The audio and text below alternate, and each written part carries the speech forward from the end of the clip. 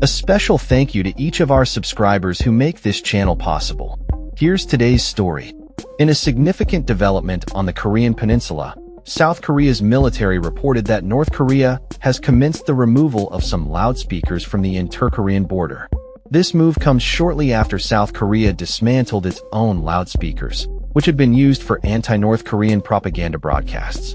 The actions by both sides are seen as steps towards easing long-standing tensions between the two nations. South Korea's Joint Chiefs of Staff did not disclose the specific locations from where the North Korean speakers were being removed, nor did they clarify whether all of the speakers would be taken down. The situation remains fluid, and military officials are closely monitoring developments. In recent months, residents living near the border in South Korea have voiced their frustrations over the incessant noise from North Korean loudspeakers, which blasted a variety of sounds, including howling animals and rhythmic gongs. This was a retaliatory measure against South Korean propaganda broadcasts that had resumed last year under the previous conservative administration. The South Korean military noted that North Korea ceased its broadcasts in June, following the election of President Lee Jae-myung, who has actively sought to improve relations with Pyongyang. Lee's government has made significant strides in this direction by halting its own broadcasts, a key move aimed at fostering dialogue between the two Koreas. The dismantling of loudspeakers is part of a broader strategy by the South to reduce hostilities and promote peaceful engagement. However, the North has yet to confirm the removal of its speakers, and its future actions remain uncertain. The previous conservative government had reinstated daily loudspeaker broadcasts as a response to North Korea's provocations, including the launch of trash-filled balloons across the border.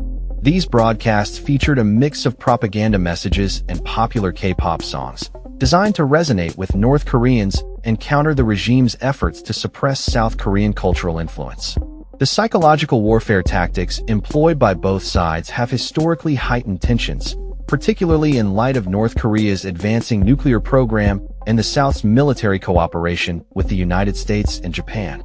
President Lee's administration seeks to mend the frayed relationship with North Korea, which had deteriorated under the hardline policies of his predecessor, Yoon Suk-yeol. However, North Korea's leadership, particularly Kim Yo-jong, the sister of Kim Jong-un, has expressed skepticism towards Seoul's overtures.